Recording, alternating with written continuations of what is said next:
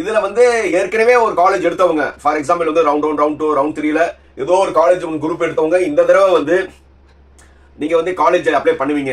இந்த பண்ணும்போது நீங்க இப்ப வந்து ஏற்கனவே நீங்க எடுத்திருக்க காலேஜோட இப்ப கிடைக்கிற காலேஜ் வந்து ஒரு நீங்க எதிர்பார்த்த அளவு காலேஜ் இல்லைன்னா தயவு செய்து வந்து டிக்ளைன் பண்ணிருங்க. ஏன்னா ரவுண்ட் 1 ரவுண்ட் 2 ரவுண்ட் 3 மாணவர்கள் வந்து ஏற்கனவே நீங்க சீட் வந்து எடுத்துட்டீங்க.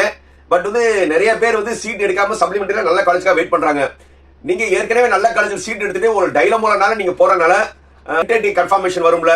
அந்த டென்டேட்டிவ் கன்ஃபர்மேஷன் வரும்போது வந்து உங்களுக்கு என்ன வரும், இந்த சீட்ஸ் வந்து உங்களுக்கு ஓகேவா இல்லையா அப்போடா இல்ல டிக்ளைனான்னு கேட்கும்போது தயவுசெய்து வந்து நீங்க டிக்ளைன் பண்ணிருங்க. அதாவது நீங்க எதிர்பார்த்த காலேஜ் வரலன்னா, ஏன்னா நீங்க தேவையில்லாம வந்து அக்செப்ட் இல்ல அக்செப்ட் பண்ணு மேல இருக்கிற நல்ல காலேஜ் கொடுங்கன்னு சொல்லி நீங்க கேட்டீங்கன்னா அலர்ட் ஆயிரும். பட் இருந்தாலும் நீங்க போக போறது இல்ல. ஏன்னா சுமாரான காலேஜ் கிடைச்சா நீங்க போக போறது இல்ல. அந்த சுமாரான காலேஜ் வந்து புதுசா வர்றவங்களுக்கு அது பெரிய காலேஜா இருக்கலாம். புரியுதா? ரவுண்ட் 1 ரவுண்ட் 2 ரவுண்ட் 3ல ஏற்கனவே சீட் எடுத்திருக்கீங்க. நீங்களும் சப்ளிமெண்டரி கவுன்சிலிங் அட்டெண்ட் பண்ணிருக்கீங்க. இப்போ சப்ளிமெண்டரியில வந்து நாளைக்கு டென்டேட்டிவ் கன்ஃபர்மேஷன்ல வந்து உங்களுக்கு எதிர்பார்த்த காலேஜ் வந்துருச்சுன்னா வெல் அண்ட் குட், நீங்க போய் ஜாயின் பண்ணுங்க.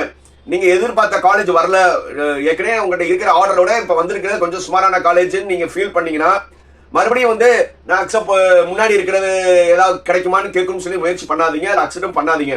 அப்படி ஒரு கேஸ் இருந்துச்சுன்னா டைரக்டா வந்து என்னது டிக்ளைன் பண்ணிருங்க. அது டிக்ளைன் பண்ணீங்கன்னா ஒரு அட்வான்டேஜ் என்னன்னா அந்த சீட் வந்து இவங்களுக்கு கிடைச்சிடும். யாருக்கு? சப்ளிமெண்டரியில் புதுசாக அவங்க என்ன செய்வாங்கன்னா இந்த ஆர்டர் முன்னாடி இருந்தா கொடுங்கன்னு கேட்பாங்க. புரியுதா? ஏன்னா டிஎஃப்சி சென்டர் போக போறது இல்லை. பட் வந்து இதோட பெட்டர் ஆப்ஷன் இருந்தா கேட்கறதுக்கான வாய்ப்பு இருக்கு.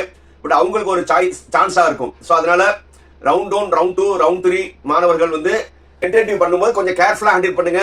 ஏன்னா நம்ம ஒரு இது பண்ண பிறகு நம்மளுக்கு பின்னாடி இருக்க நம்மளோட ஜென்ரேஷனும் ஓரளவு சுமாரான காலேஜ் சேரட்டும் நல்ல இடத்துல பண்ணுங்க.